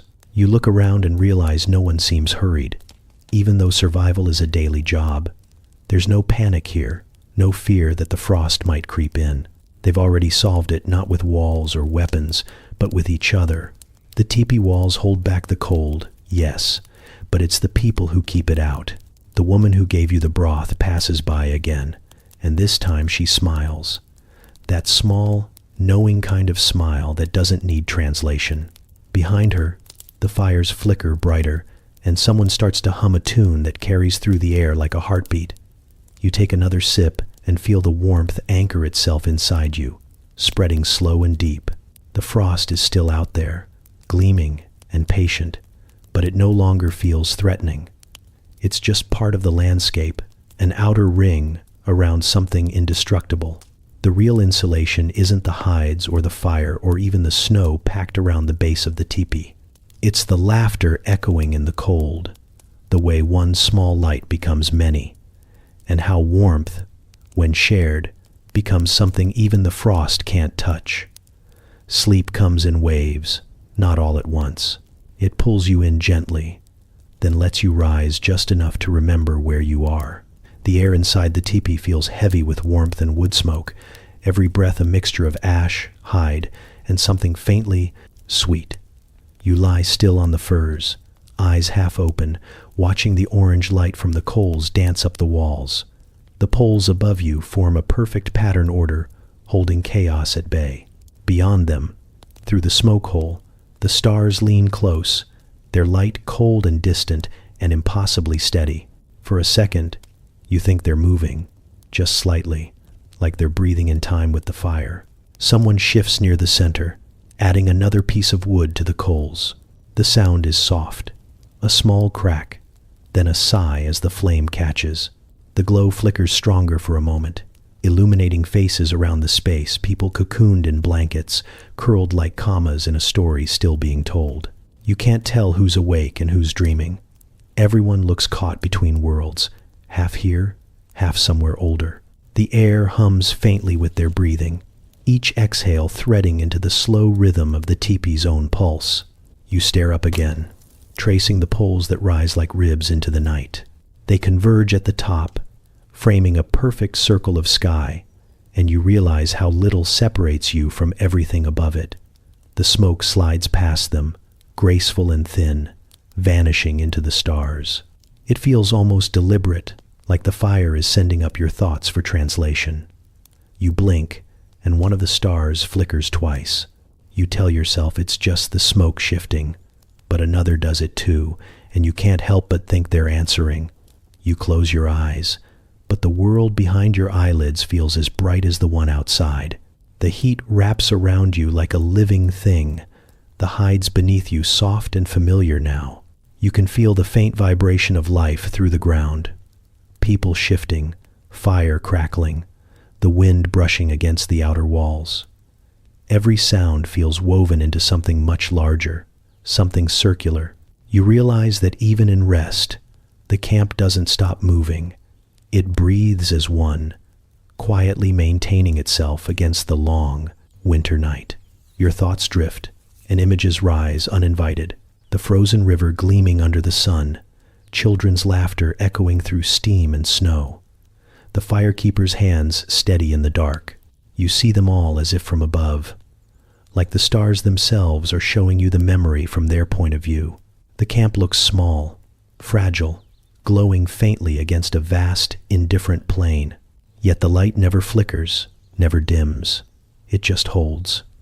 A soft voice murmurs something nearby, maybe a dream spoken aloud. The sound ripples through the stillness, barely louder than the crack of a cooling log. You think of all the nights like this, thousands of them stretching back farther than you can imagine. Fires tended, stories told, children growing into caretakers who do the same. The thought is comforting and a little humbling. You feel the warmth press deeper, seeping past skin and bone until it feels like part of you. When you open your eyes again, the fire's lower, more ember than flame, and the stars above are sharp enough to hurt. The smoke hole frames them perfectly, each one a pinprick of cold light in an ocean of black. You swear you can feel their gaze, ancient and amused. They've seen this before, this quiet, this resilience, this small circle of heat holding out against an endless night. You stare until your eyes blur, until the stars start to swim together, and then you close them again, trusting they'll still be there when you wake. The last thing you notice is the rhythm of the tipi settling around you, the soft creak of poles in the wind, the muted breath of sleepers, the faint whistle of air slipping through seams. It's the sound of survival, low and constant, unchanged by centuries. You exhale slowly, your breath joining the invisible spiral of warmth that rises to the sky. The stars above flicker once more, and you can't tell if they're blinking or just watching you dream. Either way, it feels like agreement.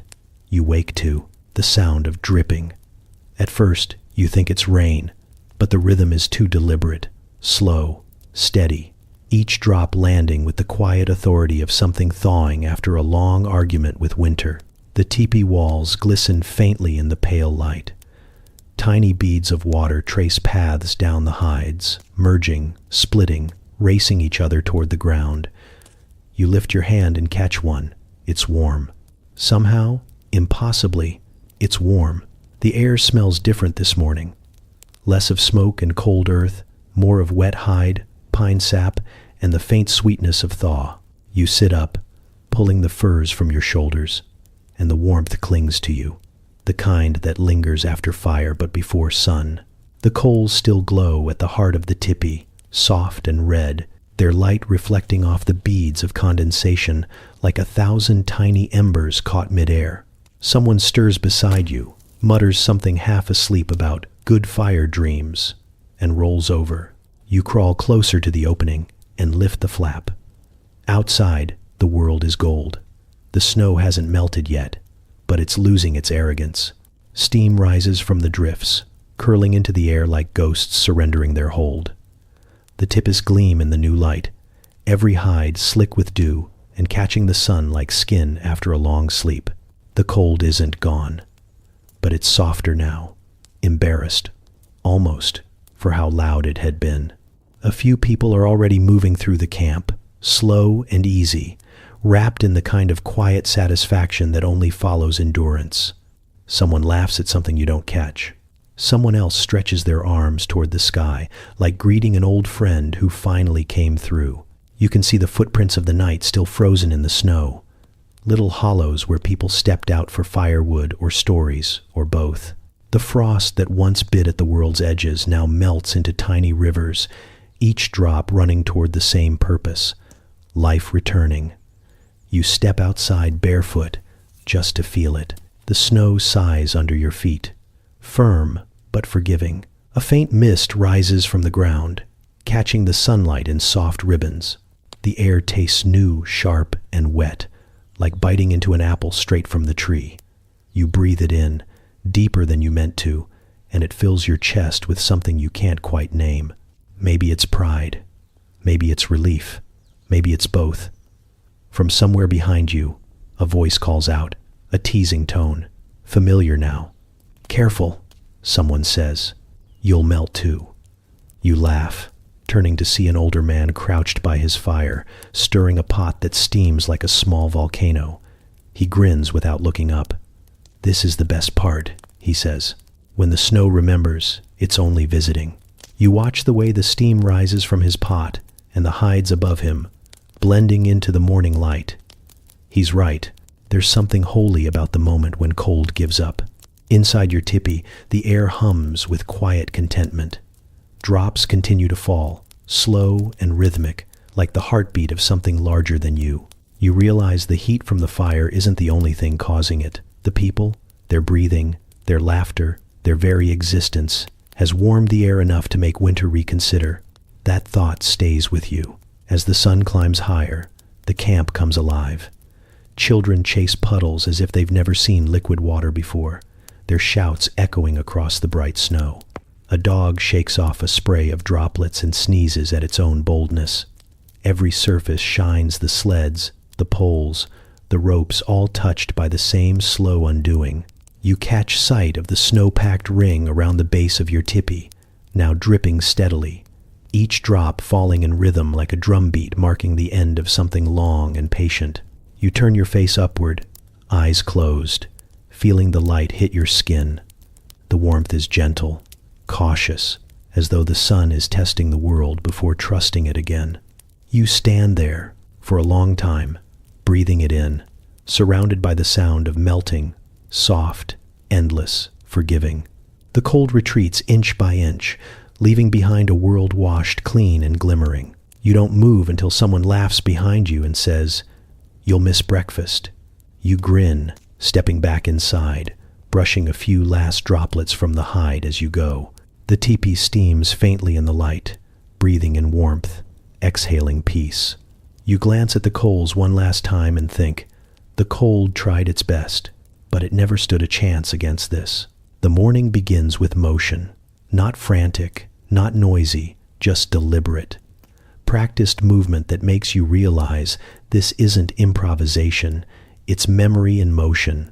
You blink awake to the sight of people already working, their silhouettes framed by sunlight filtering through hide walls.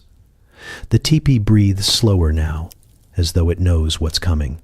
The air smells faintly of last night's fire, of sleep, of something ending gently. You stretch, still wrapped in fur, and by the time you stand, someone has already untied the first rope. The sound it makes, a soft, sliding whisper, feels almost like farewell. You half expect confusion, the kind of chaos that follows most attempts to take something apart. But here, nothing collides, nothing tangles. Every hand knows its role, every gesture fits. The poles that once leaned into the sky now lower one by one, crossing paths like dancers mid-step, never clumsy, never uncertain. The hides loosen and fold down smoothly, sighing as they collapse inward. It's strange, watching warmth become geometry again. You're handed a task without words. Someone places a coil of rope in your hands, nods toward a pole, and before you can overthink it, you're moving in rhythm with the others. The structure falls away gracefully, section by section. What had seemed so vast last night, glowing and alive, full of stories and laughter, shrinks into manageable pieces, each one holding its share of memory. You realize you're not just taking down a shelter, you're folding up the evidence of life. Every motion feels intentional, like choreography rehearsed across generations. A child catches a loosened hide before it touches the snow.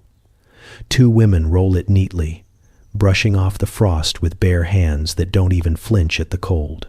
Someone hums under their breath, a low, steady tone that keeps time better than any drum.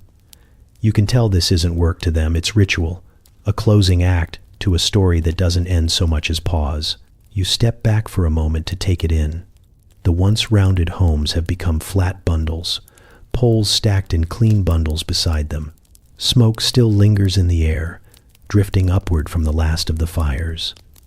You can see the ring of darkened earth where the teepee stood, a perfect circle of memory branded into the frost. Nothing wasted, nothing forgotten. The elder gestures toward the hides, showing you how to fold one properly. It's heavier than you expect, the inside still warm from trapped air.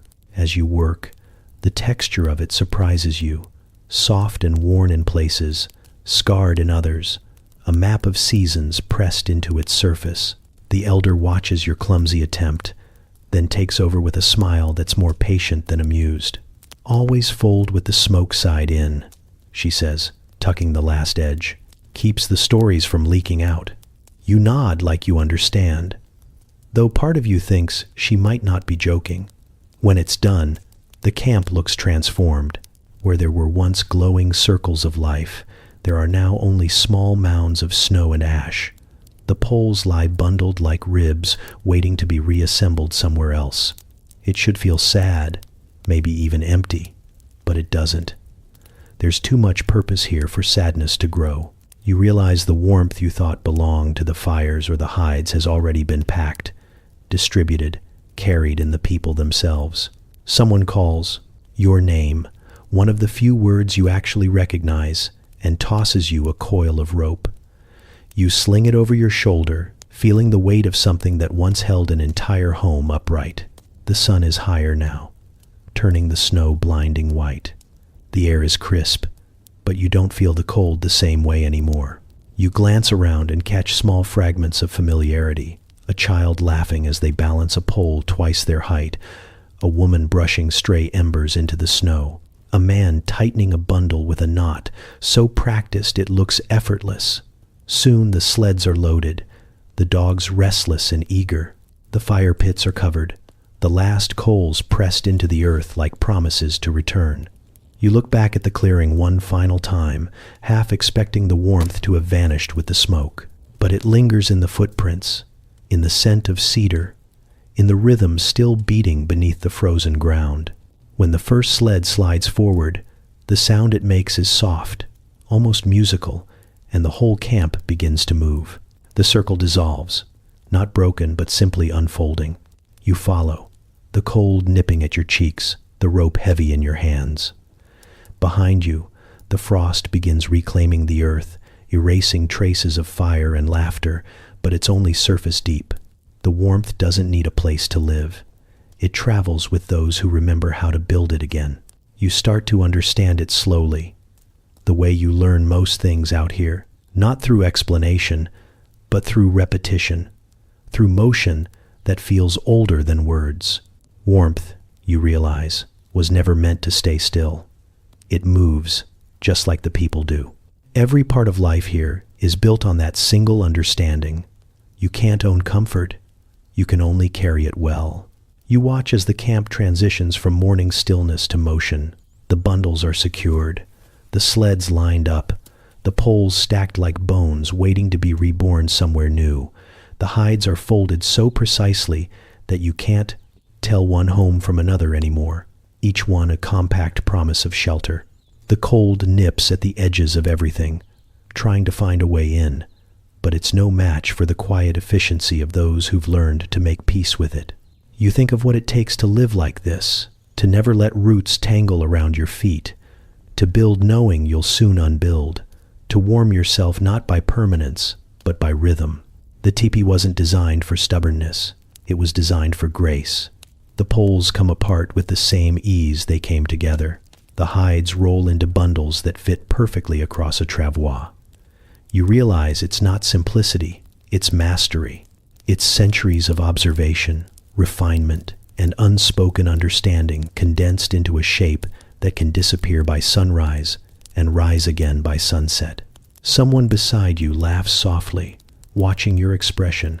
Everything here moves, they say, adjusting a bundle on their shoulder. Even the heat. You almost smile, because you've seen it the way warmth spreads from the fire to the hides, from the hides to the people, and from the people to the air itself. You've seen it passed from hand to hand, preserved not through hoarding but through sharing. Even now, as the camp prepares to leave, the warmth lingers, not trapped in the ashes of old fires but in the quiet confidence of the people walking away from them. A young boy carries a bundle half his size, stumbling slightly before someone steadies him. He laughs, teeth flashing white in the morning light. The sound feels like proof that warmth doesn't need walls to survive. You glance around, the scene looks like motion captured mid-song. Dogs bark, sleds creak, footsteps press deep into the snow. The whole camp moves together, fluid and sure, like a single body that never quite stops breathing. You think about what it means to move this much, to rebuild this often. In another life, maybe you'd call it exhausting, but here, it feels like wisdom. The people don't fight the seasons, they travel with them. The cold doesn't chase them, it travels beside them. You begin to see the beauty in that balance, the understanding that survival isn't about defying nature. It's about listening to it closely enough to follow its lead. Someone whistles, and the dogs respond instantly, eager, purposeful. The sleds slide forward, cutting clean paths through the snow. The camp, once a collection of glowing circles, becomes a caravan of movement, each shape distinct but connected by rhythm. You walk with them, and as you look back, the land begins to reclaim what was left behind. The faint circles in the snow, the ash pressed into the earth, the ghost outlines of where warmth once stood. All of it fades quickly, swallowed by wind and time. You should feel loss, maybe, but you don't. What they've built here can't be left behind. The genius of the nomad isn't in the tipi itself, or the fire, or even the method. It's in the understanding that comfort isn't a place, it's a skill. To know how to build warmth from what the earth gives you, to move with the cold instead of against it, to pack away safety like a story you know by heart. That's what endures. By midday, the camp is only a memory against the endless white. The people move steadily, their breath misting in small clouds that disappear almost as soon as they form. You watch the hides sway on the sleds, the poles glinting faintly in the sunlight, and you realize that this, too, is warmth not in temperature, but in continuity. It's the warmth of motion, of not clinging too tightly, of trusting that wherever they stop next, the fire will burn again. The smoke will find its rhythm, and the tipi will rise like it never left. You look up at the horizon, endless and silent, and for the first time, the cold doesn't feel like opposition. It feels like part of the design. The trail stretches behind you in a slow curve, the kind of path that doesn't announce itself, but simply exists because enough footsteps believed in it. The sky is a pale, forgiving blue, and the snow glows brighter than it has any right to. You pause for a moment, turning back toward where the camp used to be. There's nothing left now, not even smoke, not even footprints, just a faint shimmer in the air where firelight once lived. The absence feels full somehow, as though warmth doesn't vanish so much as change form. You can almost feel it still hovering, soft, patient, waiting to be built again somewhere new. The sleds ahead of you creak in rhythm, pulled by dogs whose breath rises like steam ghosts. The hides they carry sway gently, releasing faint hints of smoke and sun, reminders of nights spent inside a living flame. You walk beside them, the rope rough in your hands, and think about everything that came before this, the first bite of winter, the first breath of fire, the first time you realize the cold wasn't an enemy, but a teacher. It all comes back now, not as moments, but as understanding. You remember the way the tippy walls glowed at night, light flickering through hide like heartbeat shadows, the sound of laughter weaving through the wind, the sigh of smoke leaving through the vent, the hum of people who didn't just survive the cold, but shaped themselves around it. You think of the firekeeper's steady hands, the quiet way she coaxed flame from ember, never rushed, never afraid. You realize that what you were learning wasn't just about staying warm, it was about paying attention, about rhythm, about balance. Someone beside you starts humming a tune, low and familiar.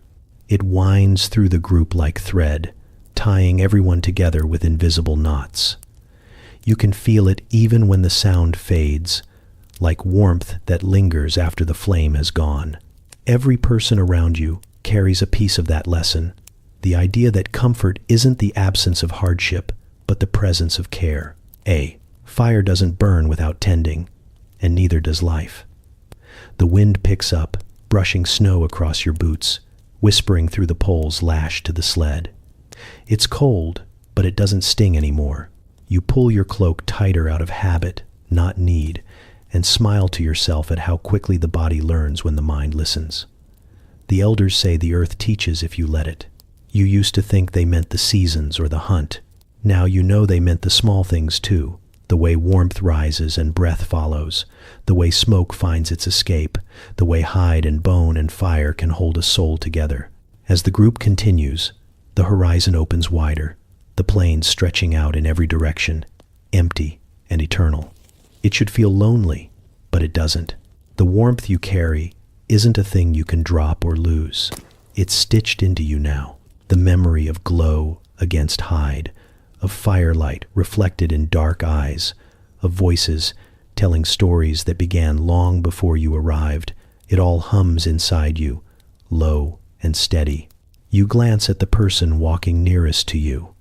Their cheeks are pink from the cold, their breath steady, their eyes squinting against the brightness. You both smile, small and wordless, and it's enough.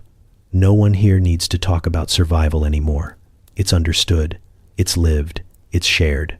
When the group finally pauses, you sink to your knees in the snow, hands buried in the cold that no longer feels cruel. The sled poles rest beside you, their tips catching light, small halos of memory clinging to them. The hides rustle faintly in the wind, whispering against one another like pages turning in a book you've almost finished. You look out over the land again, toward the spot where the camp used to be. There's nothing visible there, but you feel it anyway, a warmth just beneath the skin of the world. That's when it clicks, quiet and sure. Comfort was never about walls or fire, or even the tipi itself. It was about the knowing, how to build, how to breathe, how to move, how to keep the flame alive no matter where you stop next. You stand, the cold biting at your ankles but not through them, and start walking again. The snow crunches beneath your feet, each step a quiet echo of all those who've walked this path before. Behind you, the horizon swallows the last trace of the camp. Ahead, it waits for the next one. The firelight may fade, but the warmth doesn't.